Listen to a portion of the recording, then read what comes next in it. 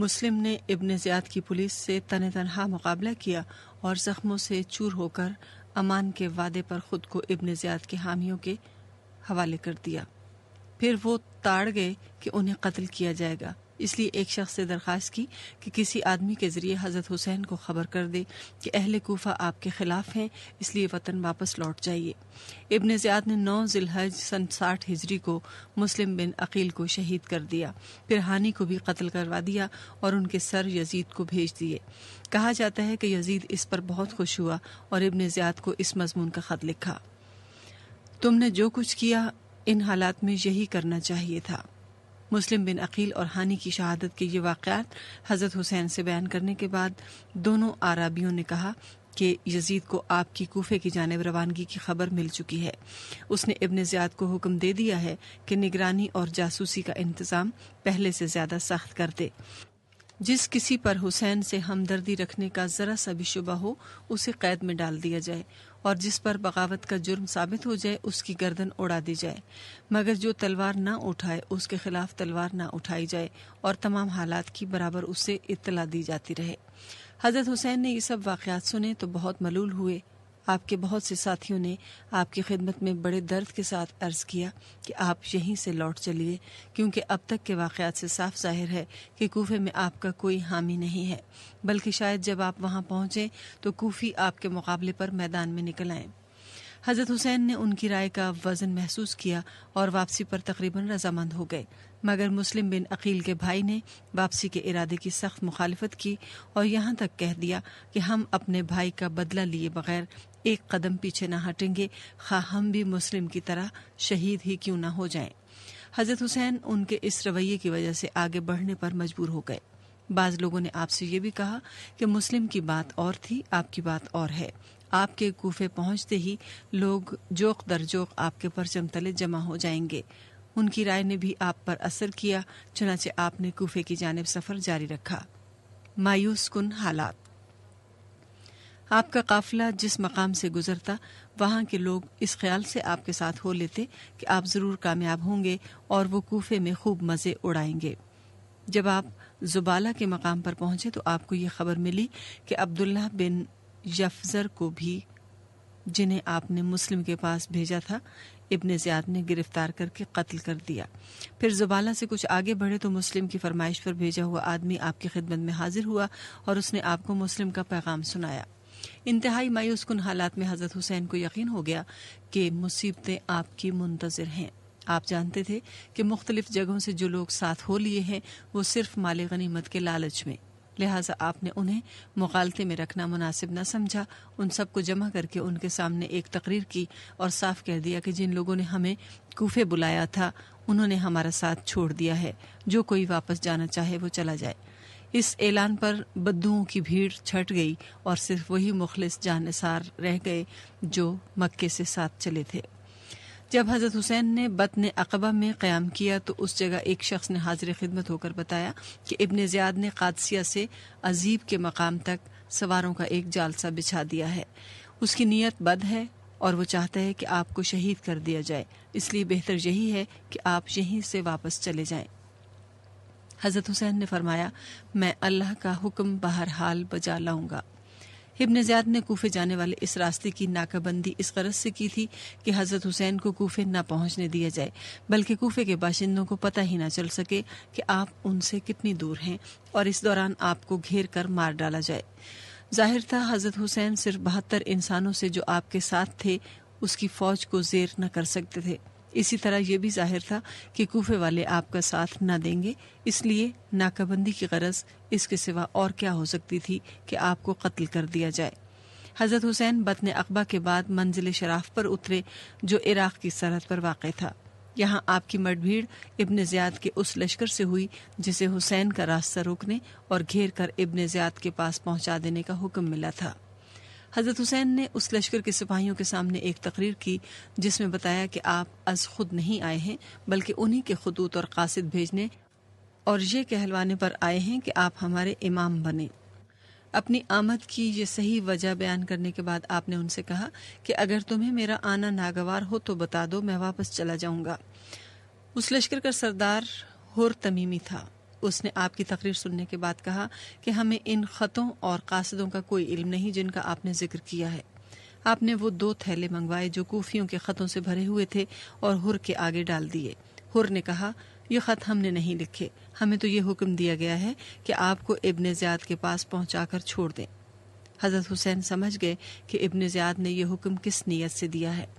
آپ نے اس کے پاس جانے سے انکار کر دیا، پھر اپنے ساتھیوں کو حکم دیا کہ تیار ہو کر حجاز کی طرف کوچ کر دیں۔ حر نے آپ کا راستہ روک لیا اور کہا کہ میں آپ کو واپس نہ جانے دوں گا، مجھے آپ سے لڑنے کا حکم نہیں ملا ہے، مگر یہ تاکید ہے کہ آپ کو ابن زیاد کے پاس پہنچا کر رہوں۔ اگر آپ یہ نہیں چاہتے تو کوئی ایسا راستہ اختیار کریں جو نہ کوفے کو جاتا ہو نہ مدینے کو۔ میں ابن زیاد کو خط لکھتا ہوں، اگر آپ پسند کریں تو خود بھی یزید یا ابن زیاد کو خط لکھیں، شاید کوئی ایسی صورت نکل آئے کہ آپ کی بات بھی پوری ہو جائے اور میں بھی حاکم کی سزا سے بچ جاؤں۔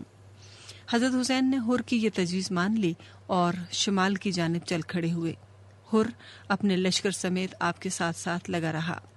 راستے میں ایک مقام پر آپ نے کوفیوں کی سپاہ کو مخاطب کر کے ایک درد انگیز تقریر کی جس کا خلاصہ یہ ہے: یزید اور اس کے ساتھی حرام کو حلال اور حلال کو حرام ٹھہرا رہے ہیں، حق کو پس پش ڈال کر باطل کی ہمت افزائی کی جا رہی ہے اور کوئی حاکموں کو روکنے والا نہیں ہے۔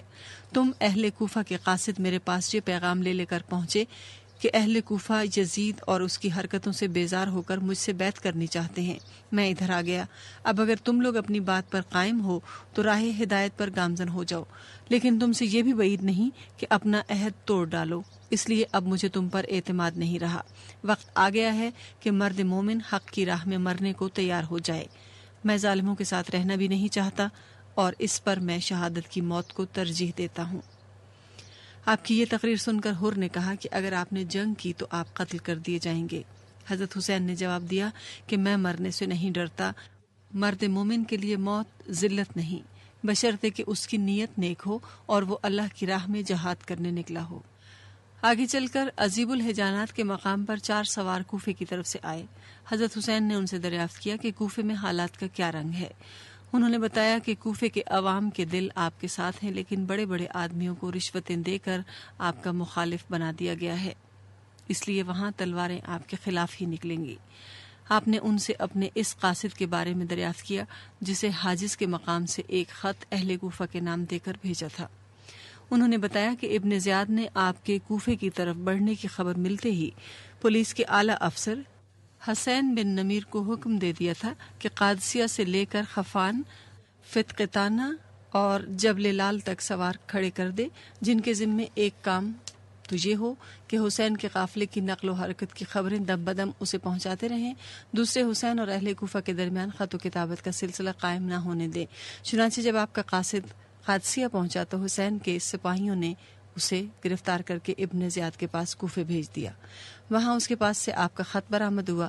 ابن زیاد نے اسے حکم دیا کہ محل کی چھت پر چڑھ کر آپ کو گالیاں دے، مگر آپ کے قاصد نے وہاں پہنچ کر ابن زیاد اور اس کے باپ پر لعنت بھیجی اور لوگوں کو آپ کی بیعت کرنے کی تلقین کی۔ اس پر ابن زیاد غصے کے مارے آپے سے باہر ہو گیا اور اس نے قاصد کو محل کی چھت کے نیچے گروا کر مروا ڈالا۔ قاصد کے اس بے کسی کے ساتھ شہید ہونے پر حضرت کی آنکھوں میں آنسو آ گئے۔ کوفے سے آئے ہوئے سواروں میں سے ایک نے کہا، آپ کے پاس تو صرف چند نفوس ہیں، ان کا تو حر کی سپاہی خاتمہ کر سکتی ہے۔ کوفے میں بے اندازہ فوج لڑنے کے لیے تیار کھڑی ہے، اس لیے آپ یہاں سے قدم آگے نہ بڑھائیں۔ لیکن حضرت حسین نے جواب دیا، اہل کوفہ سے میرا عہد ہو چکا ہے، میں اس سے پھر نہیں سکتا۔ پھر آپ کا قافلہ اس مقام سے آگے روانہ ہوا اور حر کا لشکر بھی ساتھ ساتھ رہا۔ نینوا کے مقام پر ابن زیاد کے قاصد نے حر کے پاس پہنچ کر اسے ابن زیاد کا ایک خط دیا جس میں یہ حکم دیا گیا تھا کہ حسین اور اس کے ساتھیوں کو جہاں وہ ہوں وہیں روک لو اور کسی ایسی جگہ اترنے پر مجبور کر دو جہاں نہ سبزہ ہو نہ پانی۔ میرا یہ قاصد تمہاری نگرانی کرے گا کہ تم نے میرے حکم کی حرف بحرف تعمیل کی یا نہیں۔ حر نے یہ خط حضرت حسین کو سنایا اور کہا، اب میں مجبور ہوں اور آپ کو کسی بے آب و گیاہ مقام پر ہی اترنے کی اجازت دے سکتا ہوں۔ حضرت حسین نے چاہا کہ آپ نینوا میں یا کسی اور جگہ جا اتریں، مگر حر نے ایسے ہر موقع پر راستہ روک لیا۔ اس پر آپ کے ایک ساتھی نے آپ کو یہ صلاح دی کہ جنگ شروع کر دی جائے۔ کیونکہ ابھی دشمن کی سپاہ کی تعداد بہت تھوڑی ہے، آئندہ بڑھ جائے گی، مگر آپ نے فرمایا کہ میں لڑائی میں اپنی طرف سے پہل نہیں کروں گا۔ آپ کے ساتھی نے کہا تو پھر کم از کم اتنا ہی کریں کہ سامنے کے گاؤں میں چلے چلیں جو دریائے فرات کے کنارے پر ہے، مگر آپ نے اس کی صلاح پر عمل نہ کیا اور آگے بڑھتے چلے گئے۔ حر اب بھی اپنی فوج کے ساتھ ساتھ تھا۔ کربلا میں کچھ دور آگے چل کر آپ اس مقام پر پہنچے جس کا نام کربلا ہے۔ یہ پانی سے دور بھی تھا اور اس کے اور دریائے فرات کے درمیان ایک پہاڑ بھی حائل تھا۔ حر نے آپ کو مجبور کیا کہ یہیں اتر جائیں۔ چنانچہ 2 محرم سن 61 ہجری مطابق 2 اکتوبر سن 680 عیسوی کو حسینی قافلہ دشت کربلا میں اتر پڑا۔ اگلے دن عمرو بن سعد بن ابی وقاص کوفیوں کی 4000 فوج لیے آ پہنچا۔ وہ ایک صحابی کا پوتا تھا اور آپ کے احترام کی وجہ سے آپ سے لڑنا نہ چاہتا تھا، مگر ابن زیاد نے منصب چھین لینے کی دھمکی دے کر ادھر بھیج دیا۔ اس نے اپنے ایک آدمی کے ذریعے آپ سے پوچھا کہ آپ یہاں کیوں آئے ہیں؟ آپ نے جواب دیا، مجھے اہل کوفہ نے خط لکھ لکھ کر بلایا ہے، اگر تمہیں میرا آنا ناگوار گزرا ہو تو میں واپس چلا جاؤں۔ عمرو بن سعد نے زیاد کو خط لکھا کہ خون ریزی ٹل سکتی ہے، حسین واپس جانے کو تیار ہیں، مگر ابن زیاد نے اس کا خط پڑھنے کے بعد کہا کہ اب ہمارے جنگل میں آ پھنسا ہے تو بچ کر نکل جانا چاہتا ہے، لیکن اب نکل بھاگنے کا موقع نہ دیا جائے گا، اور ابن سعد کو یہ حکم نامہ بھیج دیا کہ حسین اور ان کے سب ساتھیوں سے یزید کی بیعت لو، اگر وہ بیعت کر لیں تو پھر ہم دیکھیں گے کہ اب کیا کیا جائے، ان پر پانی بند کر دو جس طرح حضرت عثمان پر بند کیا گیا تھا۔ ابن سعد نے 7 محرم کو 500 سوار دریائے فرات کے گھاٹ پر بھیج دیے اور انہیں تاکید کر دی کہ حضرت حسین اور ان کے ساتھیوں کو پانی کا ایک قطرہ نہ لینے دیا جائے، مگر انسان پانی کے بغیر کیسے رہ سکتا ہے؟ چنانچہ حضرت حسین اور آپ کے ساتھیوں کو پیاس نے ستایا تو آپ نے اپنے بھائی حضرت عباس کو پانی لانے کے لیے بھیجا۔ وہ 20 پیدل 3 سوار لے کر فرات پر پہنچے۔ ابن سعد کے سواروں نے انہیں روکا، مگر وہ لڑتے بھیڑتے دریا تک پہنچ ہی گئے اور 20 مشقیں بھر لائے۔ رات کو حضرت حسین کی دعوت پر ابن سعد آپ سے تنہائی میں ملا اور دونوں حضرات بڑی دیر تک گفتگو کرتے رہے۔ یہ گفتگو خفیہ تھی، اس لیے کسی کو کچھ معلوم نہ ہو سکا۔ پھر بھی لوگوں میں یہ خبر پھیل گئی کہ حضرت حسین نے ابن سعد کے سامنے یہ تجویز رکھی تھی کہ ہم دونوں لشکروں کو یہیں چھوڑ کر یزید کے پاس چلے چلیں۔ اس رات کے بعد بھی حضرت حسین اور ابن سعد میں 3-4 ملاقاتیں ہوئیں، جن میں آپ نے ابن سعد کے آگے 3 تجویزیں رکھی۔ ایک یہ تھی کہ مجھے مکے لوٹ جانے دو، دوسری یہ کہ اگر واپس نہیں جانے دیتے تو یزید کے پاس جانے دو، تیسری یہ کہ دونوں صورتیں منظور نہ ہوں تو اسلامی سلطنت کے کسی سرحدی مقام پر بھیج دو۔ ابن سعد نے ابن زیاد کو ان تجویزوں سے آگاہ کیا جو ان سے متاثر ہوا اور انہیں قبول کرنے پر بھی آمادہ ہو گیا، مگر شمر ذی الجوشن نے مخالفت کی اور ابن زیاد سے کہا کہ اس وقت حسین اپنے قبضے میں ہے، اگر ہاتھ سے نکل جانے کا موقع دیا تو قوت پکڑ کر آپ پر غالب آ جائے گا، اسے حکم دیجئے کہ خود کو اپنے ساتھیوں سمیت آپ کے حوالے کر دے، آپ ان کے ساتھ جو مناسب سمجھیں کریں۔ شمر کی پھوپھی ام البنین بنت خرام حضرت علی کی زوجیت میں تھی۔ آپ کے 4 لڑکے عباس، عبداللہ، جعفر اور عثمان انہی سے تھے۔ ابن زیاد نے اس کی یہ تجویز مان لی اور شمر ہی کو اس مضمون کا خط دے کر ابن سعد کے پاس بھیج دیا کہ حسین اور ان کے ساتھیوں سے کہو کہ خود کو ہمارے حوالے کر دیں، اگر وہ اس پر رضامند ہو جائیں تو میرے پاس بھیج دو، انکار کریں تو ان سے لڑو۔ اس نے شمر کو یہ ہدایت بھی کی کہ اگر ابن سعد میرا یہ حکم بجا لائے تو اس کے ماتحت کام کرنا، ورنہ اس کی گردن مار کر فوج کی کمان خود سنبھال لینا۔ ابن زیاد کے خط میں واضح طور پر یہ ہدایتیں درج تھیں کہ جنگ کی صورت میں حسین کو قتل کر دو اور ان کی لاش کو گھوڑوں سے روندوا ڈالو۔ ابن سعد نے شمر کو بہت برا بھلا کہا کیونکہ وہ سمجھ گیا کہ اسی نے ابن زیاد کو صلح سے باز رکھا ہے۔ وہ بہت شکستہ دل ہو گیا کیونکہ وہ جانتا تھا کہ حضرت حسین خود کو ابن زیاد کے حوالے کرنے کے لیے ہرگز تیار نہ ہوں گے۔ آخر حالات سے مجبور ہو کر اس نے 9 محرم کی شام کو لڑائی کی تیاریاں شروع کر دیں، مگر اس نے حضرت حسین کو پہلے سے خبردار کیے بغیر قدم نہ اٹھایا۔ رات کو چند آدمیوں کو ساتھ لیے وہ حضرت حسین کے خیموں پر پہنچا۔ حضرت عباس 20 سوار ساتھ لے کر اس سے ملے اور ان کی آمد کا مقصد دریافت کیا۔ ابن سعد نے بتایا کہ یا تو آپ لوگ ہتھیار ڈال دیں یا جنگ کے لیے تیار ہو جائیں۔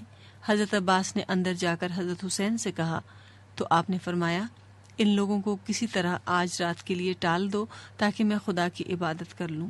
حضرت عباس نے ابن سعد کے پاس جا کر ایک رات کی مہلت طلب کی۔ ابن سعد نے اپنے ساتھیوں سے مشورہ کرنے کے بعد یہ بات مان لی اور واپس چلا گیا۔ حضرت حسین نے اپنے ساتھیوں کو جمع کر کے ان سے کہا کہ یہ لوگ صرف میری جان لینا چاہتے ہیں، تم سب رات کی تاریکی میں یہاں سے نکل جاؤ، دشمن تمہارا پیچھا نہ کرے گا۔ مگر ان میں سے ایک بھی آپ کا ساتھ چھوڑنے کو تیار نہ ہوا۔ آپ کی بہن حضرت زینب اس خیال سے رونے پیٹنے لگی کہ کل آپ شہید ہو جائیں گے، اور روتے روتے بے ہوش ہو گئیں۔ آپ ان کے منہ پر پانی کے چھینٹے دے دے کر ہوش میں لائے اور دیر تک انہیں صبر و رضا کی تلقین کرتے رہے، پھر عبادت میں مشغول ہو گئے۔ یزیدی فوج کے سوار رات بھر آپ کے خیموں کے گرد چکر لگاتے رہے تاکہ کوئی نکل کر نہ جا سکے۔ شہادت۔ محرم کی 10ویں تاریخ کو صبح کی نماز کے بعد ابن سعد اپنی فوج لے کر نکلا۔ حضرت حسین نے بھی صفیں جمائیں۔ آپ کے ساتھ صرف 32 سوار اور 40 پیادے تھے۔ لڑائی شروع ہونے سے قبل حضرت حسین نے دشمن کے لشکر کے سامنے کھڑے ہو کر تقریر کی، لوگو جلدی نہ کرو، پہلے میری بات سن لو، مجھ پر تمہیں سمجھانے کا جو حق ہے وہ ادا کر لینے دو، اور میرے یہاں آنے کی وجہ بھی سن لو۔ اگر تم میرا عذر قبول کر لو گے اور مجھ سے انصاف کرو گے تو انتہائی خوش نصیب انسان ہوگے، لیکن تم اس کے لیے تیار نہ ہوئے تو تمہاری مرضی، سب مل کر میرے خلاف زور لگا لو اور مجھ سے جو برتاؤ کرنا چاہتے ہو کر ڈالو۔ اللہ بڑا کارساز ہے، وہی اپنے نیک بندوں کو ہدایت دیتا ہے۔ تم لوگ میرے حسب و نسب پر غور کرو اور دیکھو کہ میں کون ہوں، پھر اپنے گریبانوں میں منہ ڈالو اور اپنے کو ملامت کرو کہ تمہیں میرا قتل اور میری توہین زیب دیتی ہے۔ کیا میں تمہارے نبی کا نواسا اور ان کے چچیرے بھائی کا بیٹا نہیں ہوں، جنہوں نے اللہ کی آواز پر سب سے پہلے لبیک کہی اور اس کے رسول پر ایمان لائے؟ کیا سید الشہداء حضرت حمزہ رضی اللہ تعالیٰ عنہ میرے والد کے چچا نہیں تھے؟ کیا جعفر طیار میرے چچا نہیں تھے؟ کیا تمہیں میرے اور میرے بھائی کے متعلق رسول اللہ کا یہ قول یاد نہیں کہ ہم دونوں جوانان جنت کے سردار ہوں گے؟ اگر میرا بیان سچ ہے، اور یقیناً سچ ہے، تو بتاؤ کیا تمہیں ننگی تلواروں سے میرا مقابلہ کرنا چاہیے؟ اگر تم مجھ کو جھوٹا سمجھتے ہو تو آج بھی تم میں وہ لوگ موجود ہیں جنہوں نے میرے متعلق رسول اللہ کی حدیث سنی ہے، تم ان سے دریافت کر سکتے ہو۔ مجھے بتاؤ کہ کیا اس حدیث کی موجودگی میں تم میرا خون بہانے سے باز نہیں رہ سکتے؟ جب آپ یہ دل ہلا دینے والی تقریر کر رہے تھے اس وقت اونٹنی پر سوار تھے اور قرآن مجید اپنے آگے رکھے ہوئے تھے، مگر دشمن سے مطلق ہراساں نہ تھے۔ فوج پر جب اس کا اثر نہ ہوا اور وہ آپ کی طرف بڑھنے لگی تو آپ نے دونوں ہاتھ آسمان کی طرف اٹھا کر یہ دعا کی، یا اللہ، میرا ہر مصیبت میں تجھ ہی پر بھروسہ ہے، ہر سختی میں تو ہی میرا پشت پناہ ہے، میں نے ہمیشہ تجھی سے التجا کی ہے اور تو نے ہی میری دستگیری کی ہے، تو ہی ہر نعمت کا مالک ہے، تو ہی احسان کرنے والا ہے، آج بھی میں تجھ ہی سے التجا کرتا ہوں۔ پھر آپ نے کوفیوں سے مخاطب ہو کر سوال کیا کہ وہ آپ کو کس جرم میں قتل کرنا چاہتے ہیں۔ ان کی طرف سے کوئی جواب نہ ملا تو آپ نے ان کوفی سرداروں کے نام لے لے کر جنہوں نے آپ کو خط لکھے تھے سوال کیا کہ کیا انہوں نے آپ کو نہیں بلایا تھا؟ اس پر انہوں نے پوری بے غیرتی سے جواب دیا کہ ہم نے نہیں بلایا۔ آپ نے فرمایا کہ تم ہی نے مجھے بلایا تھا، اگر تم اب مجھ کو پسند نہیں کرتے تو میں یہاں سے واپس جانے کو تیار ہوں، مجھے جانے دو۔ کوفی سرداروں نے جواب دیا کہ آپ خود کو ہمارے حوالے کر دیں۔ حضرت حسین نے کہہ دیا کہ وہ جیتے جی خود کو ہرگز ان کے حوالے نہ کریں گے۔ اس کے بعد حضرت حسین کے ساتھیوں نے بھی دشمن کو سمجھایا کہ وہ انہیں قتل نہ کریں بلکہ ان کی خواہش کے مطابق انہیں یزید کے پاس بھیج دیں، مگر شمر اور اس جیسے سرداروں نے حضرت حسین اور ان کے ساتھیوں کی بات سننے سے انکار کر دیا اور یہی کہتے رہے کہ آپ خود کو ہمارے حوالے کر دیں ورنہ لڑنے کو تیار ہو جائیں۔ صرف ایک حر ایسا شخص تھا جس کے دل پر حضرت حسین کی باتوں کا اثر پڑا، اسی نے آپ کو حجاز کا راستہ اختیار کرنے سے روکا تھا۔ اس وقت وہ پشیمان ہو رہا تھا کہ میں نے ان کو قاتلوں کے حوالے کر دیا۔ ذہنی کشمکش کی کیفیت میں ابن سعد سے پوچھا کہ کیا حضرت حسین کی تینوں تجویزوں میں سے کوئی بھی قابل منظوری نہیں ہے؟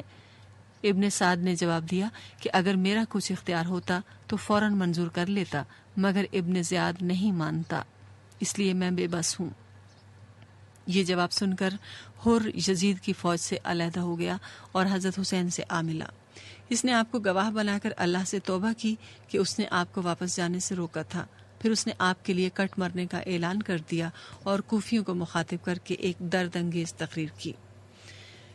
اے میری قوم، حسین نے جو تجویزیں تمہارے سامنے رکھی ہیں ان میں سے کوئی ایک تجویز تم قبول کیوں نہیں کر لیتے؟ اہل کوفہ، تم ہی وہ لوگ ہو جنہوں نے خط بھیج کر انہیں یہاں بلایا اور حتمی وعدے کیے کہ ہم آپ کے لیے جانیں قربان کر دیں گے، لیکن اب وہ آ گئے ہیں تو ان سے لڑنے کے لیے نکل آئے ہو۔ تم نے ان کو نرغے میں لے لیا ہے اور کسی طرف بھی نہیں جانے دیتے۔ تم نے ان پر اور ان کے ساتھیوں پر فرات کا پانی بند کر دیا ہے۔ یہود و نصارہ اور مجوسی بلکہ جانور تک یہ پانی پی سکتے ہیں، ان پر کوئی پابندی نہیں ہے، لیکن حسین کو ایک قطرہ پانی نہیں مل سکتا۔ تم کھڑے ہنس رہے ہو۔ تم نے رسول اللہ کی اولاد کی خوب قدردانی کی۔ یاد رکھو کہ اگر تم توبہ نہ کرو گے اور اپنی ضد سے باز نہ آؤ گے تو اللہ قیامت کے دن تم کو پیاسا رکھ کر تڑپائے گا۔ اس تقریر کے جواب میں حر پر تیر برسنے لگے اور جنگ شروع ہو گئی۔ اس زمانے کے قاعدے کے مطابق ایک دو جنگجو میدان میں آتے اور مقابل کو ہلاک کرنے کی کوشش کرتے۔ اس قسم کی لڑائی میں حضرت حسین کے طرفداروں کا پلہ بھاری رہا۔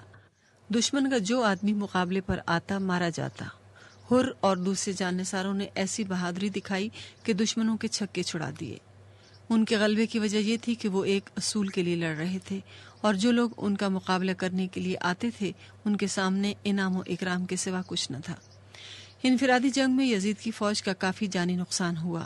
اس کے سپہ سالار نے یہ رنگ دیکھ کر اس قسم کی لڑائی بند کر دی اور عام جلغار کا حکم دے دیا۔ شمر نے بڑی سخت یورش کی، مگر حضرت حسین کے ساتھی ایسی بہادری سے لڑے کہ صرف 32 سواروں نے دشمن کی صفیں الٹ دیں۔ شمر نے ان کو چاروں طرف سے نرغے میں لے کر حملہ کیا، مگر حسینی بہادروں نے اس حملے کو بھی پس پا کر دیا۔ یزید کی سوار فوج بار بار آگے بڑھنے کی کوشش کرتی، مگر 32 حسینی سوار اسے پیچھے دھکیل دیتے۔ آخر اس فوج کے سپہ سالار نے اپنی مدد کے لیے پیادہ تیر انداز بلوا لیے۔ انہوں نے حسینی فوج کے سواروں پر تیر مارے تو ان کے گھوڑے بیکار ہو کر رہ گئے اور انہیں مجبوراً گھوڑوں سے اترنا پڑا۔ حر کا گھوڑا بھی زخمی ہو گیا۔ وہ اس پر سے کود پڑا اور تلوار سونت کر یزیدی فوج میں در آیا۔ دشمن اس پر چاروں طرف سے ٹوٹ پڑے اور اسے شہید کر ڈالا۔ دوپہر تک گھمسان کی جنگ ہوتی رہی، مگر یزید کی فوج حسینی بہادروں پر غلبہ حاصل نہ کر سکی۔ اس کی وجہ یہ تھی کہ حضرت حسین نے خیمے اس طرح لگوائے تھے کہ دشمن صرف ایک رخ سے حملہ کر سکتا تھا۔ یہ دیکھ کر ابن سعد نے حکم دیا کہ حسینی فوج کے دائیں بائیں کے خیموں کو گرا دیا جائے، مگر حضرت حسین نے اس کی یہ تدبیر بیکار کر دی۔ آپ نے 4-5 آدمی خیموں کی آڑ میں چھپا دیے۔ دشمن کا جو سپاہی آتا یہ اسے تیر مار کر ہلاک کر ڈالتے یا تلوار سے مار گراتے۔ آخر ابن سعد نے حکم دے دیا کہ خیموں کو آگ لگا دی جائے۔ حضرت حسین نے کہا، کچھ پرواہ نہیں، ان کے جل جانے کے بعد ہم پر پیچھے کی طرف سے حملہ نہ ہو سکے گا، اور آپ کا اندازہ درست نکلا۔ ایک مرتبہ شمر ایک زوردار حملہ کر کے حضرت حسین کے خیمے تک پہنچ گیا اور لگا اسے جلوانے، مگر جب حضرت حسین نے للکارا اور آپ کے ساتھیوں نے لعنت ملامت کی تو وہاں سے ہٹ گیا۔ مگر اب حسینی فوج بے بس ہوتی جا رہی تھی۔ اس کے کئی سردار مارے جا چکے تھے اور بہت سے سپاہی بھی قتل ہو چکے تھے۔ کوفیوں کے آدمی نسبتاً زیادہ مارے گئے تھے، مگر ان کے پاس ایک جرار لشکر موجود تھا، اس لیے انہیں آدمیوں کی کوئی کمی نہ تھی۔ دشمن حضرت حسین کی طرف بڑھتا چلا آ رہا تھا۔ ظہر کی نماز کا وقت ہو گیا تو آپ نے نماز کے لیے لڑائی روکنے کی درخواست کی، مگر دشمن نے یہ درخواست نامنظور کر دی۔ اس لیے آپ نے اور آپ کے بچے کھچے ساتھیوں نے لڑتے لڑتے ہی نماز ادا کی۔ رفتہ رفتہ دشمن کا دباؤ بہت بڑھتا گیا اور یہ بات صاف صاف نظر آنے لگی کہ اس کو روک سکنا ناممکن ہے۔ حضرت حسین کے ساتھ گنتی کے چند جانثار رہ گئے تھے۔ جب انہوں نے یہ دیکھا کہ کوفیوں کا غلبہ ہوتا جا رہا ہے تو یہ ٹھان لی کہ حضرت حسین پر دشمن کے حملے سے پہلے سب ایک ایک کر کے آپ پر صدقے ہو جائیں گے۔ پہلے محبان اہل بیت ایک ایک کر کے شہید ہوئے، پھر خاندان نبوت کے افراد جانوں پر کھیل گئے۔ عین اس وقت جب یہ ہولناک خون ریزی ہو رہی تھی، حضرت حسین خیمے میں جا کر ایک ننھے بچے کو گود میں لے آئے جس کی زبان پیاس سے خشک ہو رہی تھی، اور اسے ہاتھوں پر بلند کر دیا۔ اچانک ایک تیر آیا اور اس بچے کے حلق میں گڑ گیا، جس سے اس نے تڑپ کر جان دے دی۔ آپ نے تیر اس کے حلق سے کھینچا تو خون کا فوارہ بہہ نکلا۔ یہ خون آپ نے چلو میں لیا اور بچے کے جسم پر مل کر اسے دوسرے شہیدوں کے پاس لٹا دیا۔ اب کوفیوں نے آپ پر ہر طرف سے نرغہ شروع کر دیا۔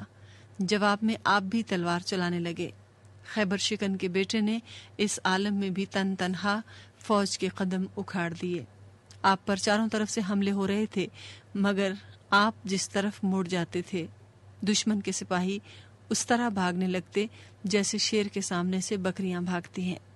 تمام ساتھی اور رشتہ دار آپ کی آنکھوں کے سامنے قتل ہو چکے تھے، مگر آپ ذرا بھی ہراساں نہ تھے اور انتہائی ثابت قدمی، شجاعت، اطمینان اور جرأت سے لڑ رہے تھے۔ اس دوران میں آپ کو سخت پیاس لگی۔ آپ دریائے فرات کی طرف بڑھ گئے، مگر دشمن کی طرف سے ایک تیر آیا جو آپ کے حلق میں پیوست ہو گیا، اور جب آپ نے تیر حلق سے کھینچ کر دونوں ہاتھ زخم پر ٹکائے تو چلو خون سے لبریز ہو گیا۔ آپ نے یہ خون آسمان کی طرف اچھالا اور کہا، خدایا دیکھ تیرے رسول کے نواسے کے ساتھ کیا سلوک کیا جا رہا ہے۔ پھر آپ اپنے خیمے کی طرف واپس آئے تو شمر کئی سوار ساتھ لے کر آپ کی طرف بڑھا۔ آپ نے پھر تلوار چلانی شروع کر دی۔ دشمن گھبرا کر پیچھے ہٹ گئے، لیکن تھوڑی دیر بعد پھر بڑھ کر آپ کو نرغے میں لے لیا۔ قبیلہ کندا کے ایک شخص نے آپ کو سر پر تلوار ماری۔ آپ ٹوپی پہنے ہوئے تھے، تلوار اسے کاٹتی ہوئی سر پر اتنے زور سے آ کر لگی کہ اس سے خون بہنے لگا۔ ٹوپی جب خون سے بھیگ گئی تو آپ نے اسے اتار کر سر پر پٹی باندھ لی اور ایک دوسری ٹوپی اوڑھ کر اس پر سے امامہ باندھ لیا۔ آپ کا سارا جسم زخمی تھا، پھر بھی جب آپ تلوار چلاتے تو دشمن کائی کی طرح پھٹ جاتے تھے۔ اب آپ کی حالت اتنی نازک ہو چکی تھی کہ اگر دشمن نے کوشش کی ہوتی تو کافی دیر پہلے آپ کو شہید کر چکا ہوتا، مگر کسی کو آخری وار کرنے کی ہمت نہ ہوئی۔ شمر نے صورتحال کا اندازہ کر کے پیدل فوج کے پیچھے تیر انداز کھڑے کر دیے اور وہاں سے حضرت پر تیر برسوانے شروع کر دیے۔ پھر اس نے لوگوں کو ڈانٹا کہ وہ آپ کو قتل کیوں نہیں کر ڈالتے۔ ذرا بن شریک تمیمی نے آپ کے بائیں بازو پر تلوار ماری، وہ کٹ کر جسم سے الگ ہو گیا۔ پھر اسی نے شانے پر ضرب لگائی، آپ لڑکھڑا کر پیچھے ہٹ گئے اور لوگ تو ڈر ڈر کر پیچھے ہٹ رہے تھے، مگر سنان بن انس نخفی نے آگے بڑھ کر نیزے کا وار کر دیا جس سے آپ زمین پر گر گئے۔ خولی بن یزید الاسبہی سر کاٹنے کے لیے آگے بڑھا، لیکن اس کی ہمت نہ پڑی۔ سنان نے دانت پیس کر اس سے کہا، خدا تیرے ہاتھ شل کر دے۔ پھر اس نے خود گھوڑے سے اتر کر آپ کا سر کاٹ لیا۔ ایک کتاب میں یہ بھی ہے کہ آپ کا سر شمر ہی نے کاٹا۔ شہادت کے بعد دیکھا گیا تو آپ کے جسم پر تیروں کے 33 اور تلوار کے 34 زخم تھے۔ کوفیوں نے آپ کو شہید کرنے کے بعد آپ کے جسم کے کپڑے تک اتار لیے۔ پھر وہ خیموں کی طرف بڑھے اور انہوں نے اہل بیت کا سارا سامان لوٹ لیا۔ ابن جریر نے لکھا ہے کہ جب انہوں نے خیمے لوٹنے کا ارادہ کیا تو ابن سعد نے حکم دیا کہ کوئی حضرت حسین کے خیموں کے اندر ہرگز قدم نہ رکھے، اور اس حکم پر عمل کیا گیا۔ شمر حضرت زین العابدین کو بھی قتل کرنا چاہتا تھا، مگر لوگوں نے مداخلت کر کے ان کی جان بچوا دی۔